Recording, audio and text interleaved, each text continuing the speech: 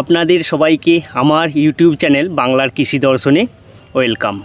আজকে আমি ধানের একটা কমন রোগ, প্রায় সর্বত্রই দেখা যায় এই রোগটি নিয়ে মেনলি আলোচনা করব।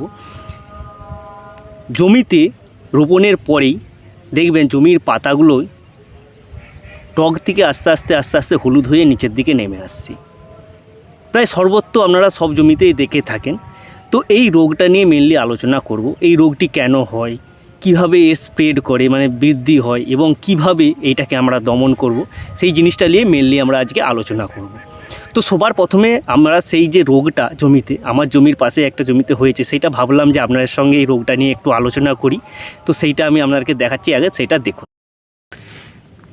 এই যে দেখতে পাচ্ছেন পুরো জমিটা দেখুন কিভাবে হলুদ হয়ে গাছের পাতাগুলো আজকে কতদিন রোপণ হয়েছে তারপরে একইভাবে বসে আছে। তো আপনারা দেখলেন যে গাছের পাতাগুলো কিভাবে পুরো জমিতে হলুদ হয়ে বসে আছে। জমিটার ধান রোপণ প্রায় আজকে 16 থেকে 17 দিন হয়ে গেছে, কোনো রকম ডেভেলপমেন্ট হয়নি। তো এই কৃষকটি এখন বর্তমানে কি করবে বা এই রোগটির নাম কি? মেনলি এই রোগটাকে বলা হয় বিএলবি বা ব্যাকটেরিয়াল লিফ ব্লাইট। তো এই রোগটি কেন হচ্ছে সবার প্রথমে আপনাকে সেটি জানতে হবে। সবার প্রথম জানতে হবে এই রোগটি কিভাবে আসে না, আপনার বীজ যদি সঠিকভাবে পরিশোধিত না হয় তাহলে বীজের মাধ্যমে এই ব্যাকটেরিয়া লিফ ব্লাইটটা স্প্রেড করতে পারে, 1 নম্বর। 2 নম্বর, আপনাকে মাটির পিএইচ পরীক্ষা করতে হবে। মাটির পিএইচ যদি কম বা বেশি হয় তাহলে মাটি থেকেও এই রোগটা আসতে পারে। 3 নম্বর, জমিতে যদি অধিক পরিমাণে আমি ইউরিয়া সার ব্যবহার করি তাহলেও এই রোগটা হতে পারে। 4 নম্বর, ব্যাকটেরিয়াল লিফ ব্লাইট আমাদের যখন ধানে কি হয় না, স্পোর মানে ইয়েগুলো থাকে, পত্ররন্ধ্রগুলো থাকে, তার মধ্যে কি হয় না, যখন জল জমে তার মধ্যে কি হয় না, জলটা উড়ে যাওয়ার পরে এই যে স্পোরগুলো থাকে, ব্যাকটেরিয়াগুলো, সেইগুলো হচ্ছে বংশবৃদ্ধি করে থাকে। তো এই রোগটা আমরা কিভাবে আস্তে আস্তে দেখব যে জমিতে গিয়ে আমার জমিতে লেগেছে, সেইটা হচ্ছে আপনি দেখবেন আপনার যে ধান গাছগুলো আছে সেই ধান গাছগুলোর পাতাগুলো আস্তে আস্তে ডগ থেকে হলুদ হয়ে যাচ্ছে। আস্তে 2-1টা গোছে হবে, তারপরে আস্তে আস্তে পুরো জমিটা স্প্রেড করে যাবে।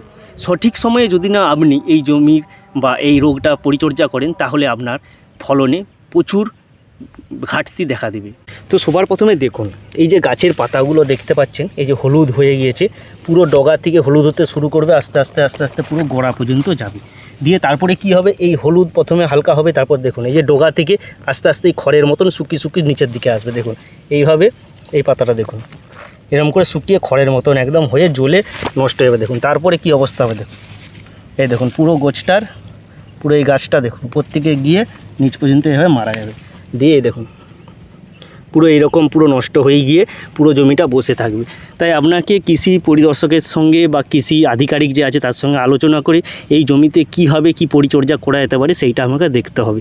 তো পুরো দেখুন পুরো জমিটাই হয়ে গিয়েছে, আর এই পাশেই আমার জমি দেখুন চাপান দিয়ে সুন্দর গ্রোথ আমি দেখতে পাচ্ছি, কিন্তু এই জমিটায় দেখুন কি অবস্থা হয়ে গিয়েছে।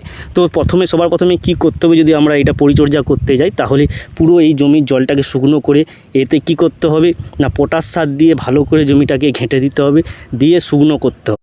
এছাড়াও এর সবথেকে ভালো প্রতিকার হচ্ছে কপার অক্সিক্লোরাইডের সাথে টেট্রাসাইক্লিন যদি আপনি স্প্রে করতে পারেন, তার সঙ্গে জিঙ্ক মিশিয়ে ইডিটিএ যেটা 12%, তাহলে এর প্রতিকার খুব ভালো 4 থেকে 5 বা 1 সপ্তাহের মধ্যে এর রেজাল্ট আপনি দেখতে পাবেন।